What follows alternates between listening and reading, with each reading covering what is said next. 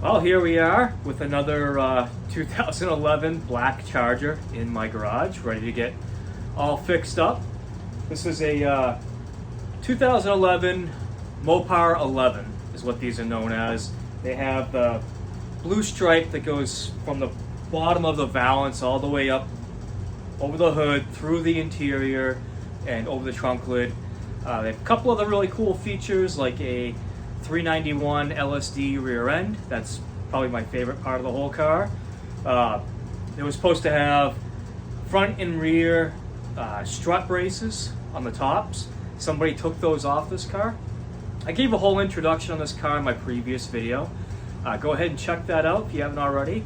And if you're new to my channel, this is Corey's Garage. We are here in the garage right now. And this was a flood car, and so it needs some love, and we are gonna tear into it and get going. The whole interior has got to come out. I gotta change the wiring harness.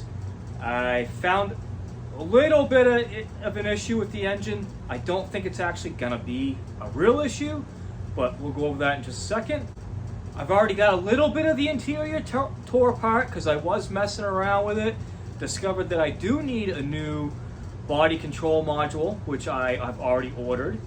Don't know what it entails software wise to make that work, but we'll figure that out.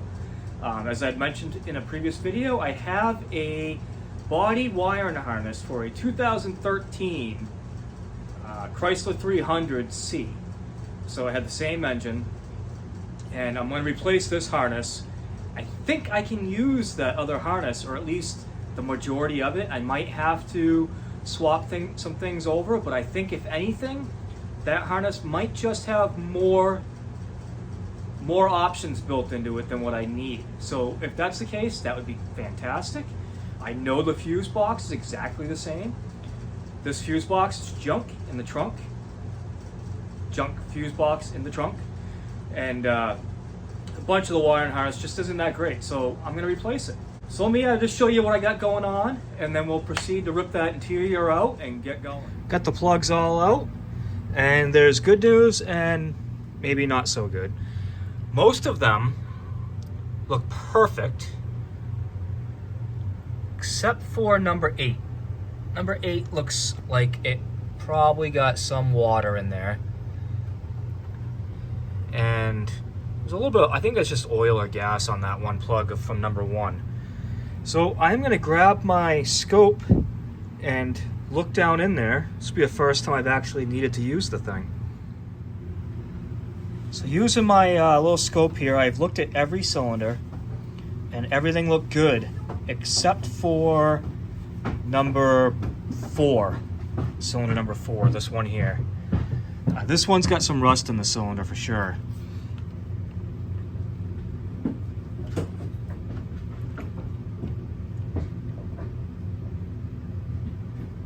So I think what I'm gonna try to do is this one cylinder.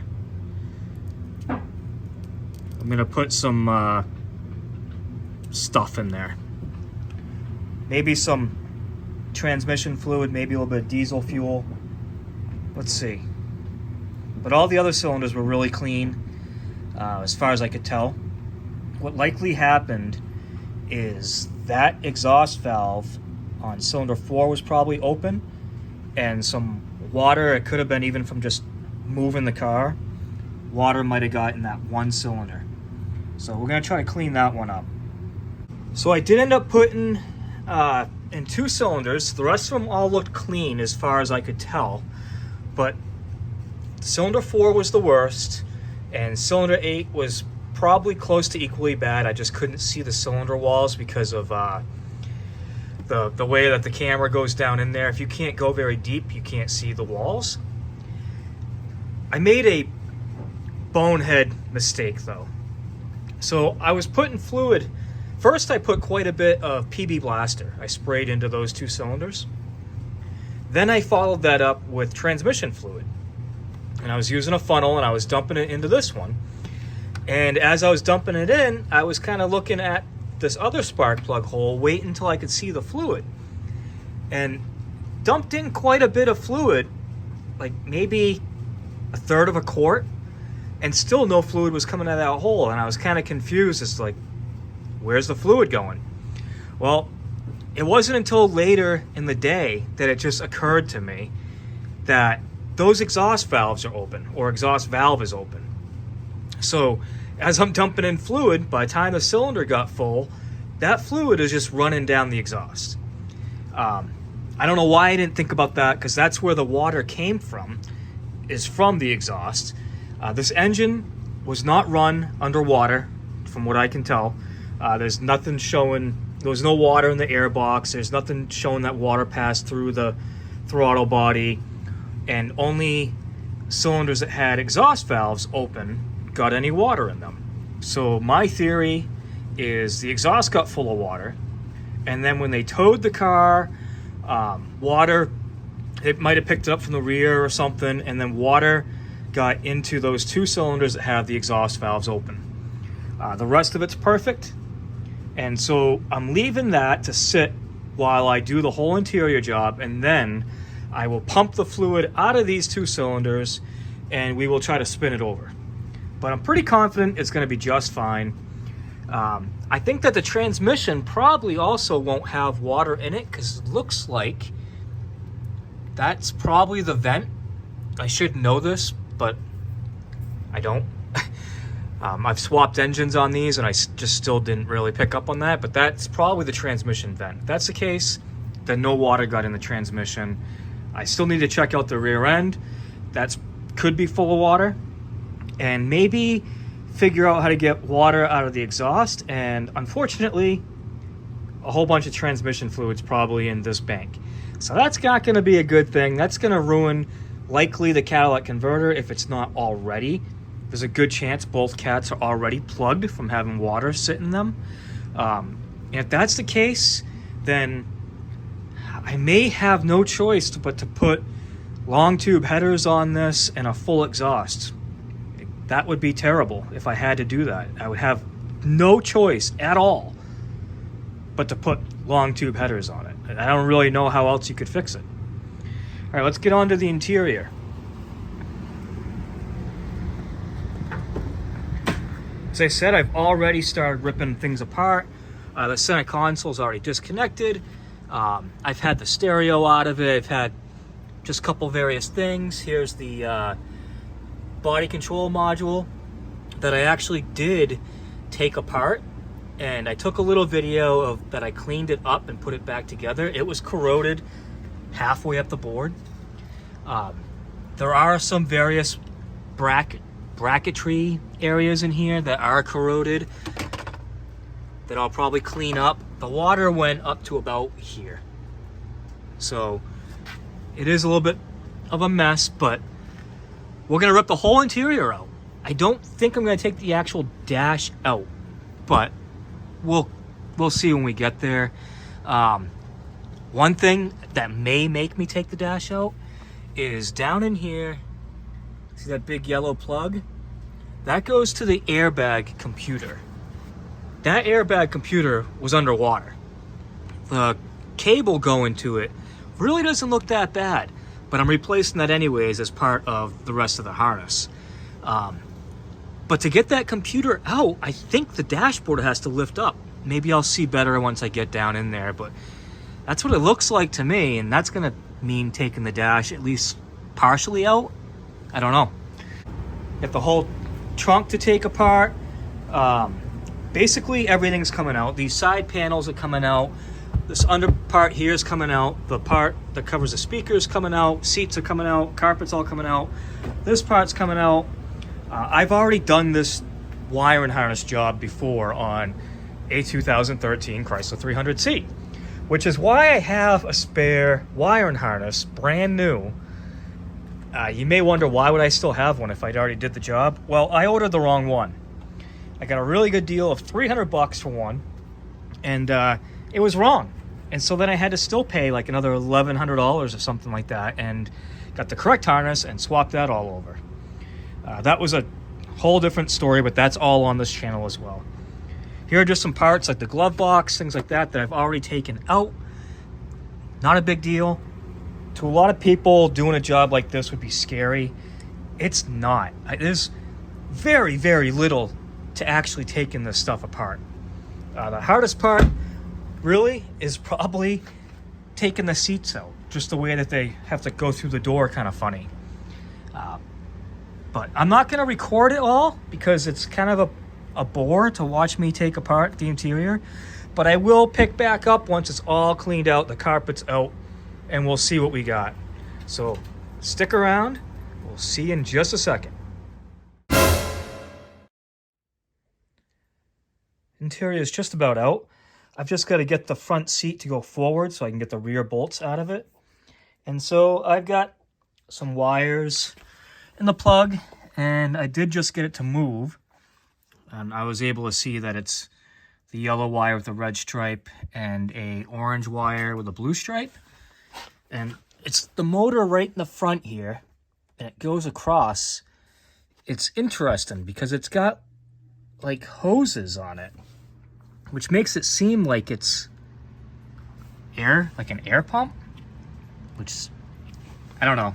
If it is an air pump, then you guys could be nice and tell me in the comments that nobody knew it was an air pump. Doesn't really sound like an air pump though, but let's see if I can get it to move again. Hey, yeah, it's definitely not air.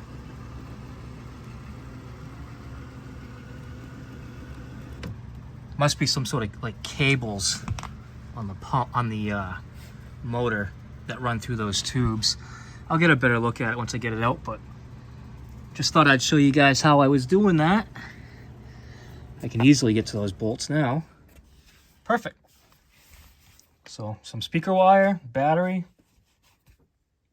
some vice grips, some terminals, and voila, nothing to it. All right, let's get this out of here, and we're just about done with the ripping and tearing part. All right. Interior is essentially out of the car.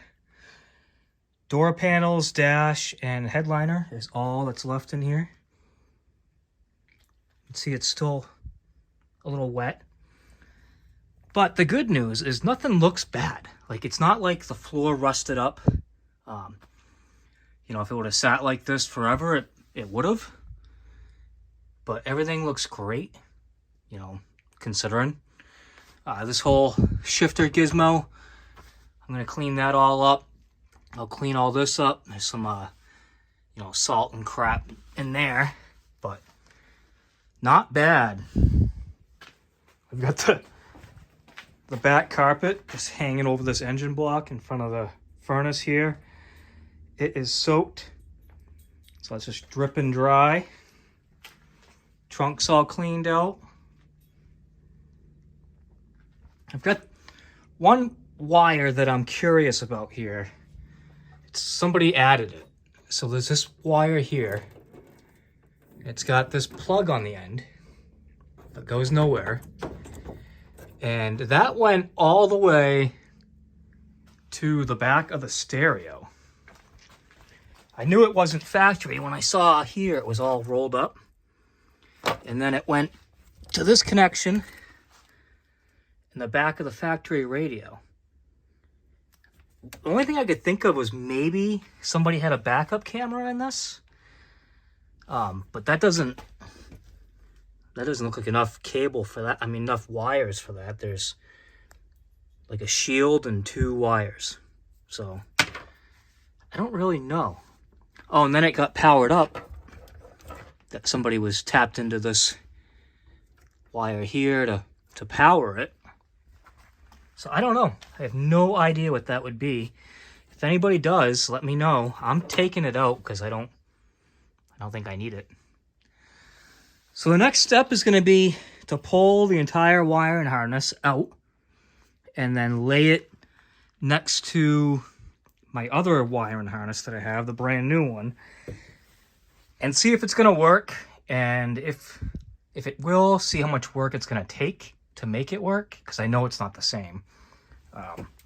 There's definitely stuff in that new harness that this car does not have, but I think essentially it should be very similar. These handles will have to come off The headliner I'll probably take right out because there's not that much other than those handles holding it on in the front. Because there is wiring for these lights and also for the airbags. It goes up in here. I remember that from the 300 that I did. There's wiring that goes in here for the seat belts. I can't remember exactly what else this wiring was for, but you can access it. I remember that. Yeah, it's not bad. I mean, would this take me like, was it 5 seconds? Something like that.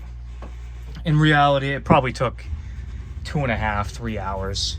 It's not that bad. So, and this is the worst part of the car. Everything underneath looks great. I'll show you that at some point. So, pretty sure the engine's good. Not concerned about the transmission, like I said.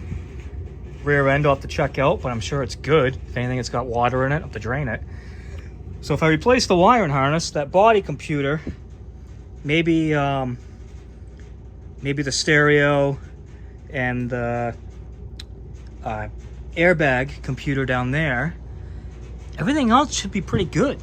So, should be a nice car. All right, so I'm gonna start taking that wiring harness out of the car now. So I got the whole interior up here, upstairs in the garage. The floor, carpets, they're pretty wet. They will dry out, hopefully. It's the seats. Seats filthy because you saw my dog was on it. Floor mats. More seat stuff. Pile of stuff.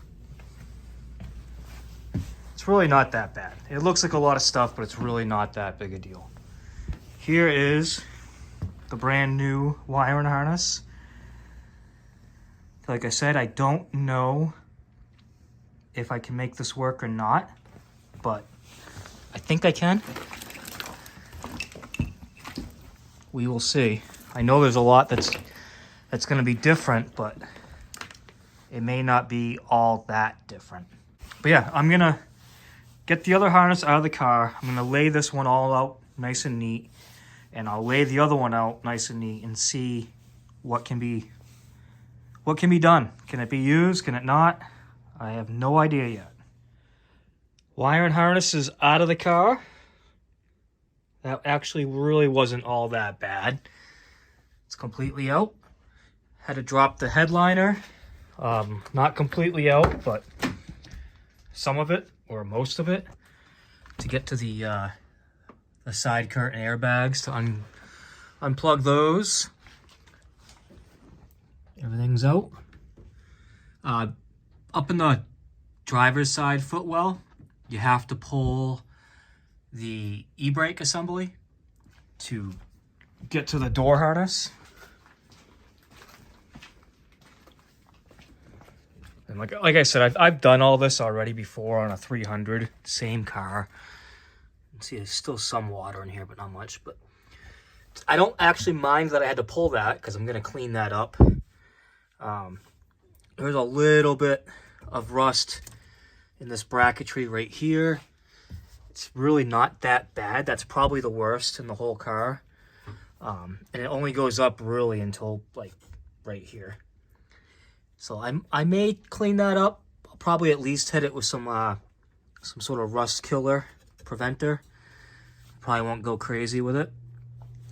So, dog still thinks it's his car. All this I'll pull out and clean up as well. And probably gonna replace the stereo. I don't know yet. I pulled it out, but I haven't pulled it apart to look and see if I have to replace that or not. I am getting a new body control module, and I need to get an airbag module, I think, which is right there. So, unfortunately, this is the easy part. Now for the challenging part. So like I said, I have a brand new harness from a 2013 Chrysler 300. They're almost exactly the same. So here's on the right, the one I took out of the car. On the left is the one that needs to go in. Let's see some differences to show you to start with.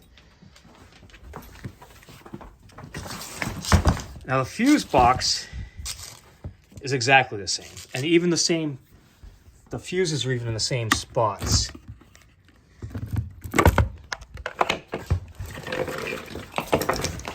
So you can see they're identical. There's not even extra fuses.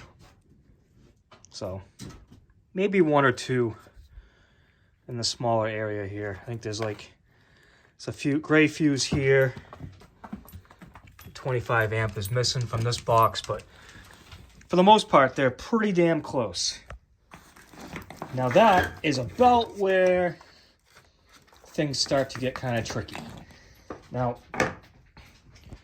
this part here that feeds the rear of the car, like the back bumper area, is different. It's not dramatically different. Now, the 300 has some stuff that the Charger just doesn't have, and so that's not a big deal. I have extra wires. And some things are just about exactly the same. I think this whole section here, here's one of the main differences. So the 300 has this connector. I'm not sure what it goes to. I don't remember exactly, but the Charger has this connector. And so the other parts are the same. So you get this connector and this connector are the same. And you get this little connector here is the same on both of them. But this big one's different. I think what would be easiest on this end is to actually change out this whole back section. So I'll pop off the back of the fuse box. I'll see what it's going to take to just take this whole bumper section of the wiring harness out of this fuse box, make sure everything's in good shape, and swap it onto this one and take all this off. Now that I don't think is going to be a huge deal. Everything else in the harness is essentially exactly the same. So we got these connectors here. These are for the, I think they're for the rear tire pressure sensors. I got the same connectors here. Same spot, same location. The big ground. This is a main reason for changing this harness. That's going to be problems in the future. Got that same big ground right here. Brand Zinewski. Pretty much everything is exactly the same. So we get this plug. Get this plug. Where things start to get scary is mostly in one section. So I think aside from that real back spot or way back bumper area, I think everything else is plug and play. It looks to be similar enough where it won't be a problem until we get up into that front driver's side footwell. That's where I suddenly found our biggest issue. So around the footwell, you have these connectors here. These ones go to the door, so they go right through the body. And then you've got these four connectors here.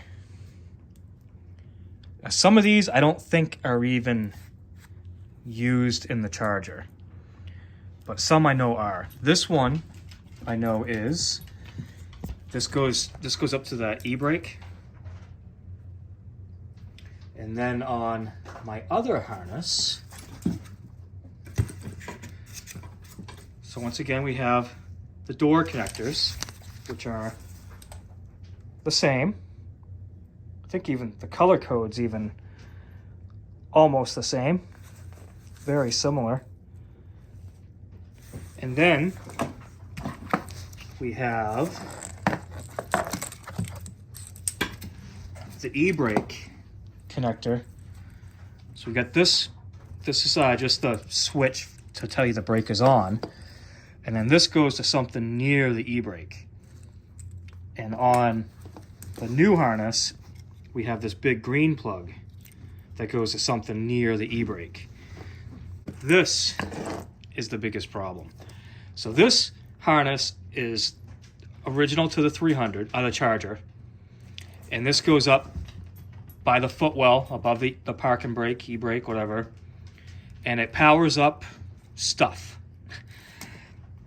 That big harness here, that big connector there, is equivalent to these three connectors on the 300. So what I'm going to do is I need to pin out, I have diagrams online, but I couldn't find anything that shows this exact connector. I may look further before I do anything, but I need to figure out how to put this connector on in place of these. So that's going to be a challenge. This connector also didn't really get wet, so it looks really good. So that's not a big concern. What I'm probably going to do is cut this whole harness right off, right here, and put it in place of these connectors here. Now here you can see I'm having all kinds of fun with a piece of paper, a pen, and an ohm meter. What I'm doing is I'm going through and I am looking to see the pinouts on the existing harness compared to the new harness on that rear section that goes to the back bumper. The problem is I'm switching that whole thing over, but the color code is different. And nearly every wire passes through the fuse box. Only one of them actually goes to the fuse box. So I'm going to have to cut all those wires, solder them all back together, and heat shrink them. But before I do that, I have to make my own sort of little diagram to figure out exactly where each wire goes so that I can be sure I'm soldering the right wires back together. All right, we got all the wire colors all figured out. And I have stripped the ends of all the wires after I cut them. And I am just tinning them all right now to make it a lot easier to stick them together when the time comes. When soldering the wires together, it's important that I have the heat shrink on first, because you can't put heat shrink over wires that you've already soldered together. Ask me how I know. So I'm just getting them all together. And then I will slide the heat shrink in place. And then I will use the heat gun to shrink all the heat shrink and continue on. So I do a group and then shrink those all together, and then I do another group. So I got the whole rear section all taken care of and figured out. Unfortunately, at about this point, I got pulled away to do a whole lot of traveling for work, and I have not been able to touch the car since. So an update will be coming soon.